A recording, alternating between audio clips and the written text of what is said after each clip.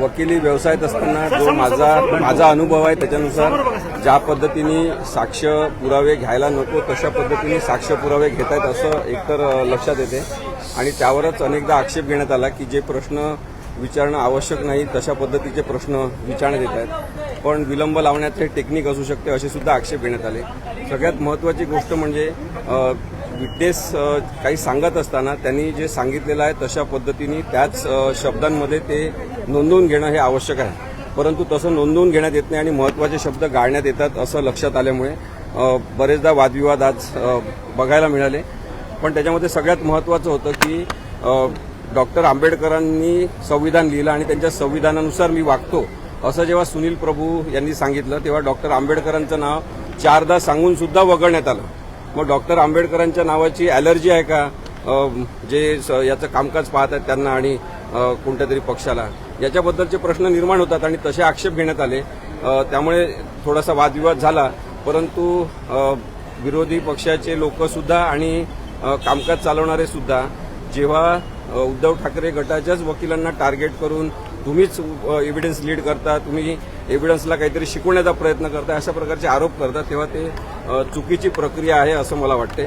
आणि त्यामुळे याच्यानंतर कदाचित चुकीची प्रक्रिया होणार नाही कारण की सगळेच जण एका शिक्षणाच्या प्रक्रियेतून चाललेले आहे की ट्रिब्युनलचं कामकाज 10व्या शेड्यूलच्या संदर्भातलं विधानसभेचे अध्यक्ष म्हणून राहुल नार्वेकर असतील किंवा कोणी अध्यक्ष असतील त्यांनी कशा पद्धतीने चालवायचं या प्रक्रियेतून सगळेजण शिकत आहेत असं मला वाटते.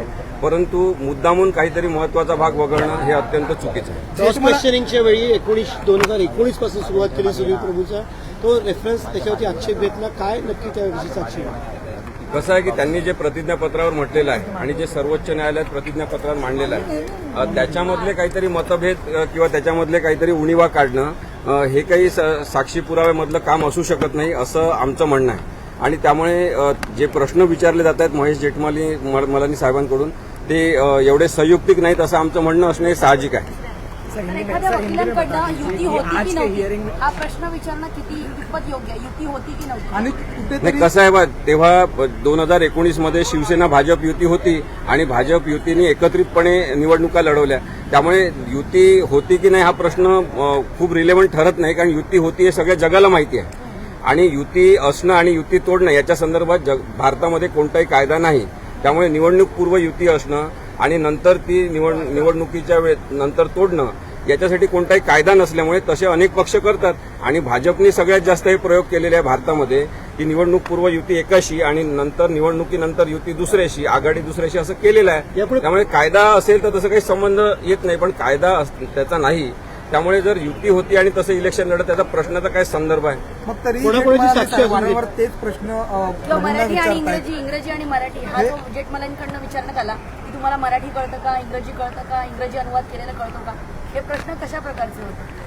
सुनील प्रभू यांनी जे प्रतिज्ञापत्र केलेलं आहे ते इंग्लिशमध्ये आहे. आता सर्वोच्च न्यायालयाचं संपूर्ण कामकाज इंग्रजीमध्ये चालते. त्यामुळे कोणीही क्लायंट जेव्हा आपल्या वकिलांना काहीतरी मराठीत सांगतो ते इंग्लिशमध्ये उतरून घेतात, त्यांना ते सांगतात की अशा प्रकारे तुम्ही म्हटल्याप्रमाणे लिहिलेलं आहे आणि मग ते सही करून ॲफिडेव्हिट दाखल होते. त्याच्यामध्ये काही चुकीची प्रक्रिया नाही आहे. परंतु तुम्हाला इंग्लिश येते का, तुम्हाला सगळं माहिती आहे का, तुम्ही मग त्याच्यामध्ये एक ओळ अशी का लिहिली नाही की मला मराठीत समजून सांगितलं. ते सुद्धा सुनील प्रभू सुद्धा सुशिक्षित आहेत. त्यांचं म्हणणं आहे की मला मराठीमध्ये जास्त चांगलं कळते आणि इंग्रजीमध्ये मला थोडा प्रयत्न करून ते समजू शकते, पण मी त्याच्यात खूप कम्फर्टेबल नाही आहे. अजून कोणाकोणाच्या साक्षी यापुढे नोंदवल्या जाणार आहे सुनील प्रभूंनंतर? सुनील प्रभूंनंतर अजून कोणाला बोलवतील माहिती नाही, पण जे शिवसेना पक्ष कार्यालयातून सगळ्यांना ईमेल पाठवण्यात आलेली होती तर ज्यांनी ती ईमेल पाठवली होती त्यांना साक्षीदार म्हणून बोलवण्यात येणार आहे आणि त्यांनी ती ईमेल कोणाच्या सांगण्यावरून पाठवली, केव्हा पाठवली वगैरे प्रश्न विचारले जातील. परंतु एकूणच साक्षी पुराव्याची प्रक्रिया जी आहे ती अडखळत आणि विलंब लावण्याच्या सगळ्या उद्देशांनी सुरू आहे असं माझं मत आहे. संपूर्ण वेळकाढूपणाचं धोरण आहे आणि ते कोणत्याही प्रक्रियेमध्ये तशा प्रकारे वापरायचं असं जर मॅन्डेट असेल आणि तसं काही जण करत असतील तर ते मला वाटते बेकायदेशीरतेकडे नेणार आहोत. जेठमलानी यांनी महत्वाचा प्रश्न विचारला आहे प्रभू यांना की जेव्हा तुम्ही याचिका दाखल केली होती तेव्हा त्यामध्ये शिवसेनेचे आमदार, शिंदे गटाचे आमदार हे उद्धव ठाकरेंच्या संपर्कात नाहीत, मात्र त्यानंतर उद्धव ठाकरेंनी त्यांचे जे सचिव आहेत मिलिंद नार्वेकर आणि अजून दुसरे एक आमदार त्यांनी त्यांना संपर्क केला आणि सुरतला पाठवण्यात आलं होतं चर्चा करण्यासाठी. याकडे कसं पाहता? बघा, ते संपर्कात नव्हते हे जगजाहीर आहे. टीव्ही चॅनलवर सगळीकडे आपण पाहिलेलं आहे. तर संपर्कात नव्हते याचा अर्थ शब्दशः आपण काय काढतो तो प्रत्येकाचा व्यक्तिगत प्रश्न आहे. पण एकनाथ शिंदे आणि त्यांच्यासोबत पळून गेलेले आमदार हे संपर्कात नव्हते म्हणजे ते फोनवर कोणाशी उपलब्धच नव्हते. त्यांचे phone out of coverage area होते, ते सुद्धा आलं होतं. आणि त्यामुळे मिलिंद नार्वेकर आणि MLC फाटक हे जर गेले असतील त्यांना भेटायला तर त्यांचा तो व्यक्तिगत प्रश्न आहे की त्यांना काहीतरी समेट घडून आणायचं असेल, त्यांना कोणी पाठवलं आहे किंवा काय, याच्याबद्दलचं कोणतंच काही म्हणणं कोणाचं नाही आहे. सर हिंदी में एक बार बता दीजिए कि आज के हियरिंग में किन मुद्दों पर जो है होण्याची शक्यता आहे डिसेंबरपर्यंत निकाल, कारण की खूप जास्त साक्षी पुरावे काही नाही आहेत.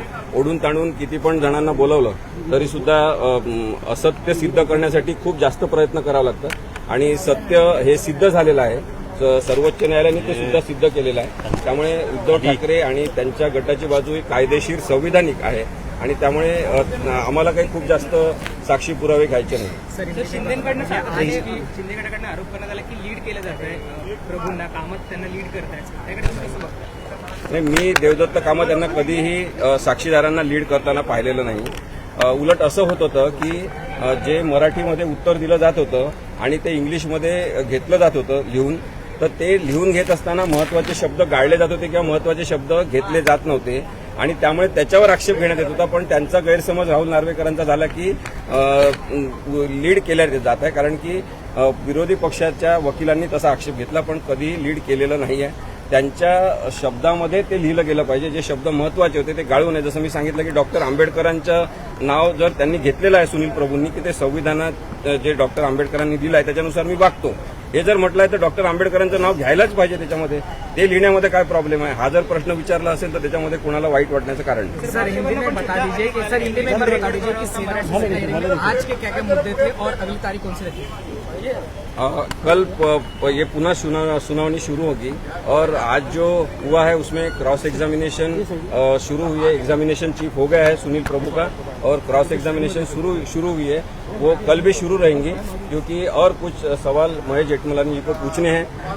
और मुझे लगता है एक वकील करके कि जिस तरह से क्रॉस एग्जामिनेशन हो रही है वो तरीका कानून में पूरी तरह से नहीं बैठता है और बहुत ही शॉर्ट में संक्षेप में सवाल पूछे जा सकते थे जो नहीं पूछे जा रहे हैं और एक दिशाभूल करने की कोशिश हो रही है जिससे इस केस को ज्यादा विलंब लगे. ये कोशिश तो नहीं हो रही है ऐसा सवाल उठता है. इसके अलावा खासकर जो आखिर में जो सवाल पूछा गया है कि क्या आप जानते हैं ये सूरत गए थे, किस लिए गए थे, जो खासकर सवाल पूछा गया, सुनील प्रभु ने डिनाई कर दिया कि उनको पता ही नहीं कि क्यों गए थे. क्या सुनील प्रभु जी को वो पता नहीं है कि नार्वेकर जी और फाटक जी क्यों गए थे वहाँ पे, वो पता नहीं तो उन्होंने कहा नहीं पता है. अगर वो अपने खुद के इंस्पिरेशन से वहाँ पे गए हैं कि उनको लगा कि कुछ अच्छा करते हैं, शिवसेना नहीं टूटनी चाहिए इसलिए वो खुद गए होंगे, तो उसके बारे में वही बता सकते हो. सुनील प्रभु कैसे बताएंगे? लेकिन वो कह रहे हैं कि 21 जून के संपर्क में नहीं थे, क्या सही बात है? संपर्क में नहीं थे यानी टेलीफोन से तो वो किसी के संपर्क में थे ही नहीं. मीडिया के लोगों ने भी उनसे, एकनाथ शिंदे और उनके साथ जो भागे उनसे कांटेक्ट करने की कोशिश की, किसी का फोन लगा नहीं. तो संपर्क में नहीं थे इसका मतलब फोन पे संपर्क में नहीं थे, उन्होंने फोन बंद कर दिया था. इसलिए शायद नार्वेकर जी और वो फाटक जी गए होंगे उनको मिलने के लिए, तो उनके खुद के इच्छा से वो वहाँ पे गए होंगे. तो उसके बारे में सुनील प्रभु कुछ नहीं बता सकते. Thank you sir. Thank you sir.